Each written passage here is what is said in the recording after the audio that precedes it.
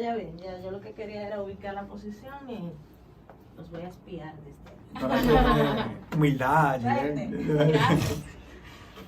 Ok, entonces ya sí podemos empezar.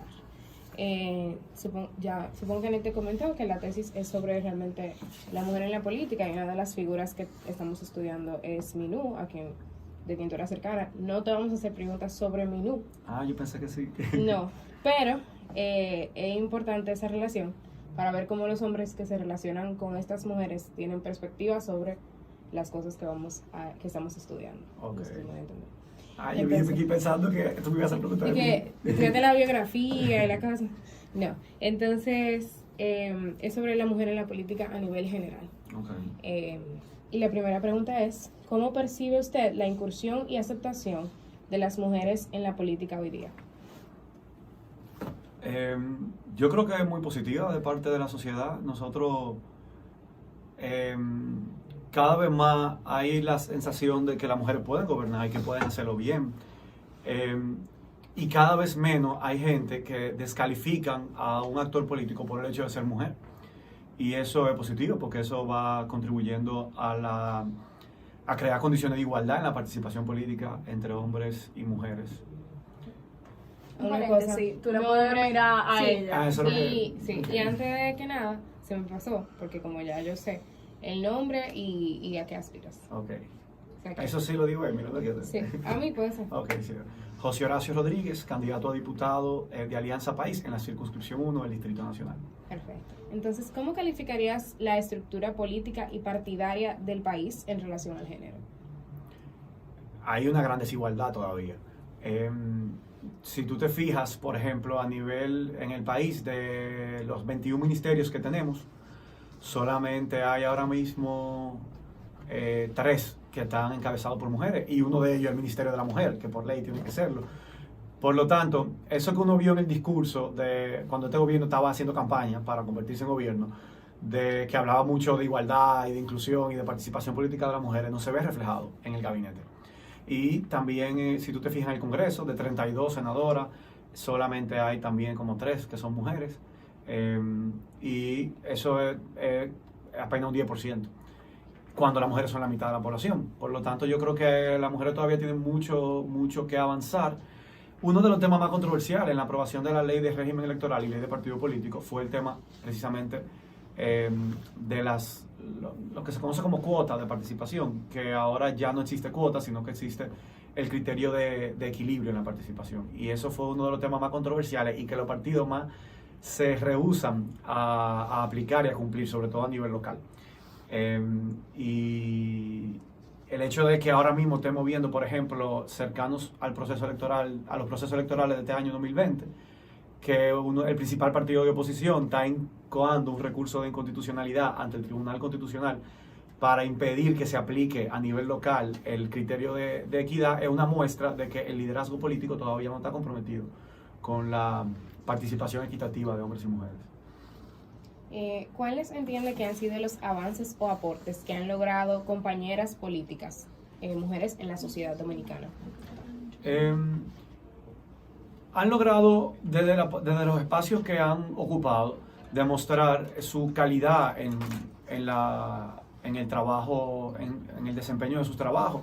Yo creo que hay muy buenos ejemplos, por ejemplo, en la Cámara de Diputados, de legisladoras que se han destacado por la calidad del trabajo y se han destacado por jugar un rol importante dentro del Congreso Nacional. Si nos vamos unos años atrás, estuvo Isabel Bonilla, Minú Tavares Mirabal, Guadalupe Valdés, ahora Farideh Raful, que son dirigentes políticas que como congresistas se han destacado en su tarea legislativa. Cuando tú tienes 190 diputados, que la mayoría son anónimos, y entonces resaltan esta figura por su trabajo, por las causas que defienden y que asumen, porque asumen. El trabajo legislativo depende mucho de la voluntad de cada legislador, porque no tiene un jefe diciéndole que tiene que cumplir un horario, que tiene que tener una cantidad de horas de trabajo. Depende del compromiso con que lo asuman. Y esos ejemplos que te menciono son una muestra de mujeres que han llegado a la política a aportar y enriquecer. Más atrás podemos hablar de Milagro Ortiz Bosch, cuando fue senadora también. Perfecto. Ahora también la estamos estudiando. Partiendo desde la trayectoria de mujeres dominicanas en la política, ¿qué aciertos y o desaciertos específicos puede identificar en la vida política de las mujeres?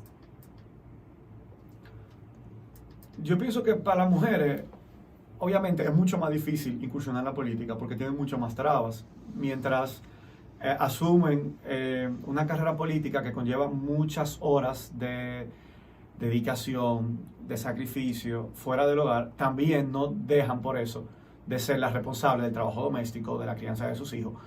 Y eso es como un reto mucho más grande para ellas. Se dificulta mucho más. Cuando tú te pones a ver, por ejemplo, dentro de los partidos políticos, los horarios de las reuniones son siempre de noche, largas horas, fines de semana, que yo lo veo con los compañeros del partido, no tienen ningún problema para ir a cualquier reunión porque se da por sentado que su compañera se queda cuidando los hijos. Mientras que para las mujeres tienen que resolver con quién dejan a los hijos y eso le quita tiempo y eso le impide quizá la posibilidad de ir como escalando y desarrollando una carrera con mayores posibilidades de éxito. Esto se va a editar, ¿verdad? Sí. ¿Tú me puedes repetir? Porque perdí un poco de la idea del punto esencial de la pregunta. Bueno, no importa, porque la próxima dice que si existe alguna diferencia entre la vida política entre hombres y mujeres. Bueno, ahí o sea, lo respondí, eso, pero esa primera que tú me dices, yo iba como a llegar a un punto y se me fue un poquito la idea de lo que tú no, que si haya habido aciertos específicos o desaciertos específicos ok, en la manera en la que iba. las mujeres Ya me acuerdo dónde yo iba, sí. ¿Qué pasa? Como el terreno político es un terreno que está predominado por hombres, yo he visto que a las mujeres le cuesta, o sea, terminan a veces masculinizándose cuando entran a la política.